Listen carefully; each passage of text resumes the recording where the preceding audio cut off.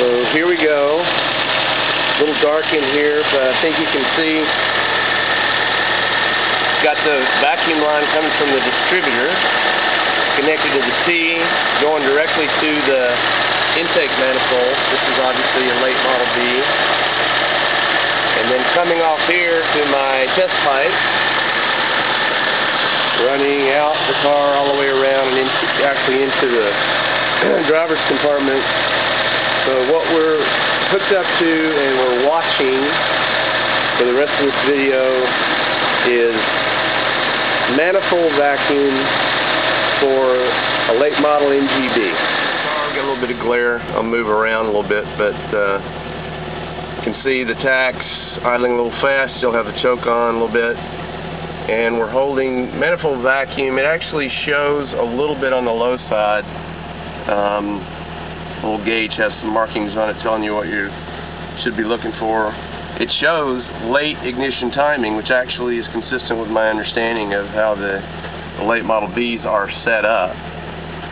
Okay, so looking at what's going on, you can kind of see what happens with the tack, and you can probably hear it too in the manifold as we blip the throttle, and as soon as we touch the throttle, the intake manifold vacuum starts to drop off quickly. It recovers very quickly as well, but if you remember the way that's hooked up, every time we're doing that, that manifold vacuum drops down. We're actually retarding the timing. The way the vacuum works, it's kind of backwards. It's not really, for the manifold vacuum, when it's doing something other than just sitting there steady state, mostly it's retarding the timing, not advancing the timing. Okay, but here I'm going to try to do a little gentle driving here, nothing hot doggy, on a fairly quiet street. Trying to hold the camera and watch it while I'm driving. Alright, here we go. We're pulling away. You can probably hear the gears. First gear.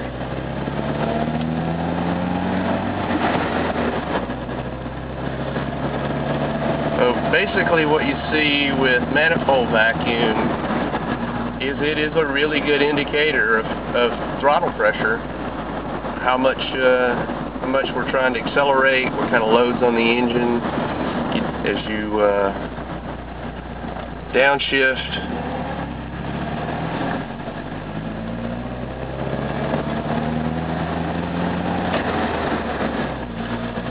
and get into the engine braking side of things, the vacuum runs way up. Sorry, I am negotiating a small curve here and trying not to run into the postman. Okay, here we go. Again, we'll run through the gears here fairly gently.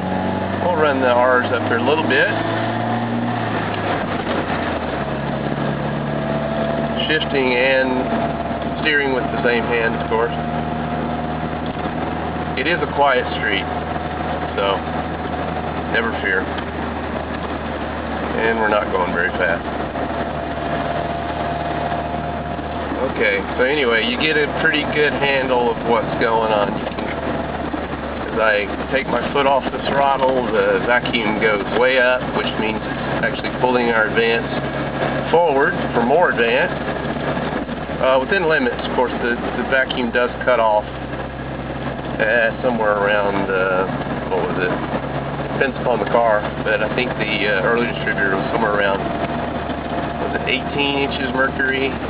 There's no further advance at that point, and it really doesn't kick in until 5, 6, 7, 8. Again, it depends upon the individual distributor, and they're set up a myriad of different ways.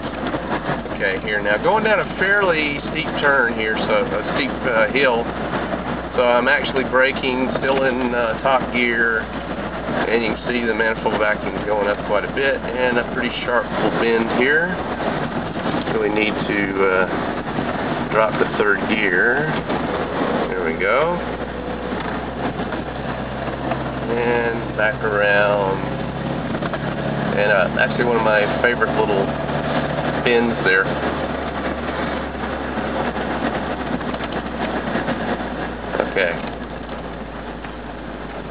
go. I'm going to cut off here, and this is clear here. We're going to try to negotiate a fairly steep hill. We'll try to run up the gears somewhat more aggressively.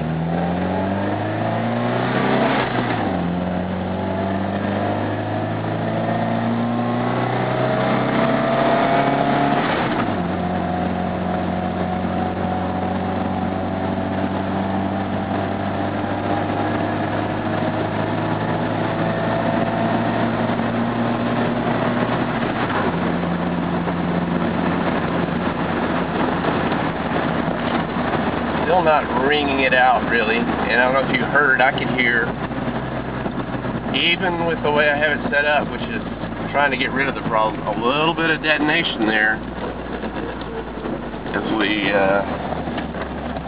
kind of went through 3,500 revs or so in third, I think it was, which is where my most common problem is. Okay, now we're back on the flat. And just kind of putting along.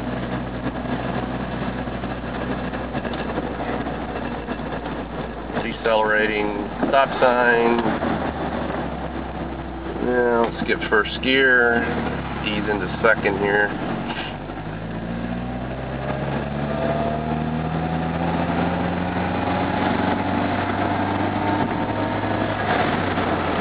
Steering wheel getting in the way every once in a while, but you get the idea.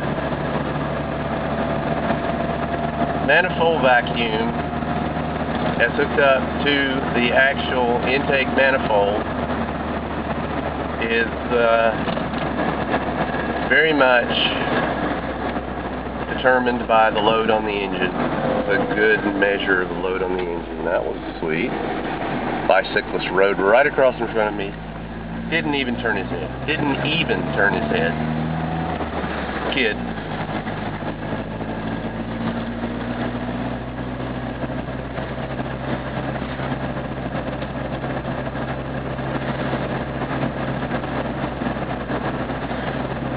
There we go. Manifold vacuum. Pretty much, if you've ever seen a car that has a economy gauge on it, just telling you